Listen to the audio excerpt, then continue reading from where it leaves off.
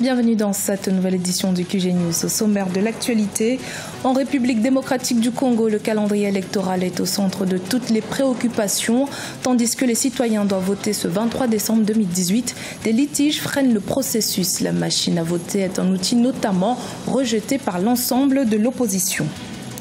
Le Rwanda a obtenu une note B2 de la part de l'agence de notation mondiale Moody's, une notation qui donne au pays des 1000 collines plus de chances de continuer d'emprunter sur les marchés étrangers afin de poursuivre sa stratégie de développement. Et puis, découverte en fin de journal du premier long métrage de la réalisatrice congolaise Lisbeth Mabiala. Présenté au public ce samedi 9 juin, le film intitulé Elonga raconte l'histoire d'un homme qui tente de récupérer un pouvoir mystique qu'une mère a légué à son fils avant sa mort. En République démocratique du Congo, des incertitudes entourent le respect du calendrier pour le scrutin présidentiel prévu le 23 décembre 2018. Malgré l'optimisme affiché par la centrale électorale, le décaissement des fonds destinés à ce processus ne suit pas le rythme programmé.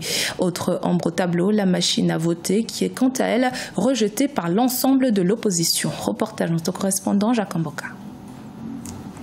Plus que 6 mois et 2 semaines pour la tenue des scrutins du 23 décembre 2018. Le calendrier électoral, publié par la Commission électorale nationale indépendante, est jusque-là respecté, malgré quelques couacs, notamment le non-enrôlement des Congolais de l'étranger, qui du reste sont vraisemblablement en train d'être mis à l'écart du processus. La CENI affiche donc une détermination qui laisse croire à beaucoup qu'après 2 ratés, cette fois-ci, la tenue de la présidentielle couplée aux 2 législatives se tiendra à la date indiquée.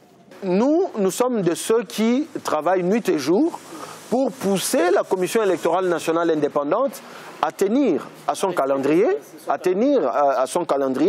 mais nous savons bien que la CENI n'est que l'organe technique, mais nous poussons également le gouvernement, l'exécutif congolais, à poursuivre les processus de décaissement pour justement qu'on arrive à la tenue des élections le 23 décembre. En dépit des avancées réelles dans l'exécution de ces calendriers, les inquiétudes ne sont pas toutes dissipées. L'une des questions qui divise, c'est notamment la machine à voter. Nonobstant les avantages qu'elle procure, la machine à voter est boycottée par l'opposition dans son ensemble, qui trouve dans cette machine une stratégie montée pour favoriser la fraude. L'entêtement à vouloir imposer la machine à voter, qui n'est rien d'autre qu'un vote électronique, une technologie décriée par tous les partenaires, y compris ceux du pays de fabrication, la République du Corée du Sud, cache à peine les mauvaises intentions du pouvoir en place pour qui le détournement des votes deviendrait désormais aisé. Déterminé à financer seul le processus électoral qui, dans son ensemble, exige un budget d'environ 1,3 milliard de dollars, alors que la première phase qui conduit à la présidentielle couplée aux 2 législatives coûterait 430 millions de dollars, le gouvernement congolais brandit la carte de la souveraineté, une option qui sème dans l'opinion des observateurs un certain scepticisme eu égard au retard de décaissement enregistré. Le calendrier tel que présenté par la CENI sera-t-il exécuté comme tel? Difficile de répondre aujourd'hui à cette question. Le Rwanda a reçu le feu vert pour continuer à emprunter sur les marchés étrangers après que l'agence de notation mondiale Moody's ait confirmé au début de ce mois de juin sa notation B2 à long terme. Une bonne nouvelle pour le Rwanda qui recherche des fonds pour financer ses plus grands projets de développement. Fratanda Kiaisenga.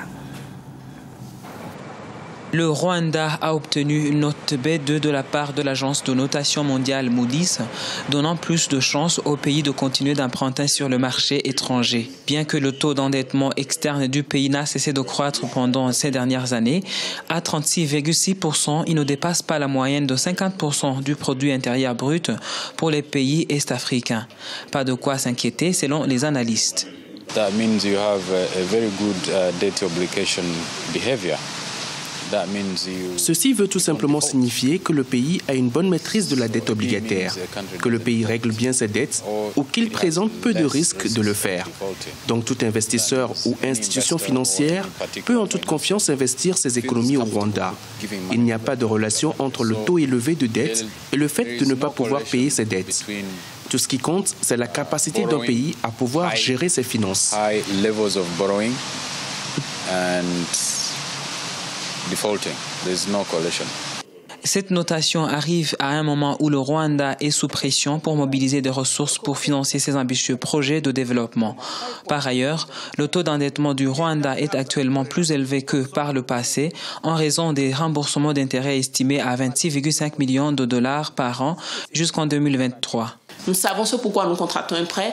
Nous l'utilisons pour nous utilisons l'argent que nous avons eu pour ce que nous avons planifié et nous faisons tout pour recouvrir les dettes. Je crois que sur cette base, je dirais que le Rwanda est sur une bonne lancée.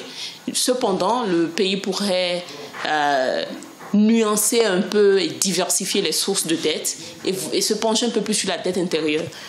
Parmi les plus grands projets initiés par le Rwanda, on peut citer la construction du chemin de fer de 400 km qui reliera le pays à la Tanzanie, où le pays des 1000 collines est obligé de mobiliser 1,2 milliard de dollars américains. Au Cameroun, le stade Paul Biya d'Olembe tient ses premiers gradins. Une visite du chantier de cette importante infrastructure qui accueillera l'ouverture de la CAN 2019 a d'ores et déjà été effectuée. Occasion pour le gouverneur de rappeler aux constructeurs le respect des délais, mais également de faire taire les revendications de certains employés qui visent à freiner l'avancement des travaux. Les explications de Viviane Bauken. Sur le site du chantier du stade Paul Biya d'Olembe à Yaoundé, les travaux s'accélèrent sans répit. Les préfabriqués arrivés sur ce site il y a quelques mois sont en train d'être installés et on peut déjà apercevoir certains éléments importants de ce complexe sportif, parmi lesquels le stade. Selon le constructeur italien Pizzini, le stade principal est prêt à 60% et sera totalement livré dans les 3 semaines. Dans le prochain 3 semaines, on va finir avec les gradins dans les grandes zones, les zones sud, nord et est. D'accord, on va finir avec les gradins. On va préparer aussi en même temps pour commencer avec la structure de trottoir, parce que tout le stade va être couvert.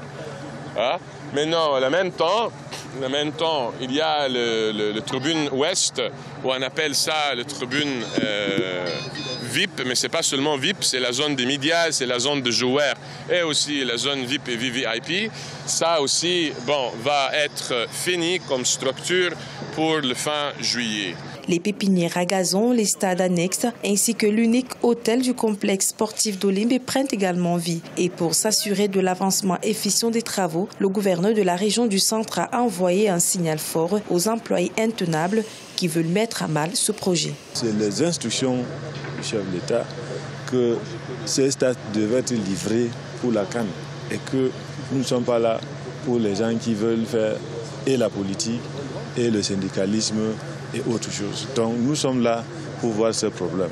Et que si les gens pensent que c'est parce que l'État s'engage dans cette lancée et il veut nous mettre le bâton sur les roues, on va les extirper.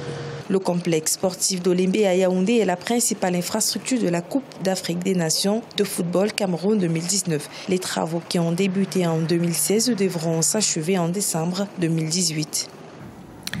Rencontre à présent avec la réalisatrice congolaise Lisbeth Mabiala. Elle a présenté son premier long métrage intitulé Elonga au public ce samedi 9 juin à Brazzaville. Le tournage et la post-production de ce film qui met en scène des mythes congolais a duré près de 2 ans.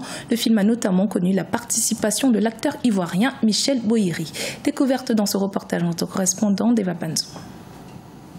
Elonga ou Victoire, le premier long métrage de la réalisatrice congolaise Lisbeth Mabiala. Un film qui retrace les péripéties d'un jeune orphelin ayant hérité de sa mère le Kinkoko, un pouvoir ancestral qui a la capacité de rendre opulent son détenteur. La projection en avant-première du film Elonga a eu lieu ce samedi 9 juin à l'Institut français du Congo. Ce n'était pas facile. Au départ, on était deux sur ce film, donc les charges devaient être partagées. En plein milieu de tournage, l'autre ami m'a abandonné Et il a fallu que je me batte comme une lionne pour réussir à finir ce film. On a fait vraiment avec les moyens du bord, mais voilà, le résultat, il est là. Elonga est le troisième film de la carrière de Lisbeth Mabiala, mais son premier long métrage. La réalisatrice, qui en est aussi productrice exécutive de ce film, a investi plusieurs millions de francs CFA pour séduire le public congolais qui ne croyait plus au cinéma. Moi-même, je sous-estimais le cinéma congolais. Finalement, je viens découvrir à mon grand bonheur, bien entendu, que le Congo a quelque chose à proposer aussi au monde. Donc voilà, les impressions sont bonnes, elles sont positives. Le film était hyper bien. J'ai retenu que y avait un petit enfant qui était orphelin et qui avait un pouvoir que sa mère lui avait transmis. Le message a été bien véhiculé. C'est vrai que c'est du cinéma, mais l'histoire est bien racontée et le fond est bien ressorti. Elonga a été tourné dans les villes congolaises de Brazzaville et Pointe-Noire. Les acteurs congolais Fortuné Bateza, Sorel Boulingi, Moni Lekunzu, pour n'en citer que ceux-là, ont participé à ce film aux côtés de la star de la série ivoirienne Ma Famille, Michel Bohiri, dans le rôle du père de Junior, l'orphelin à la conquête du King Koko. La réalisatrice prépare une série de 30 épisodes qu'elle offrira bientôt au public.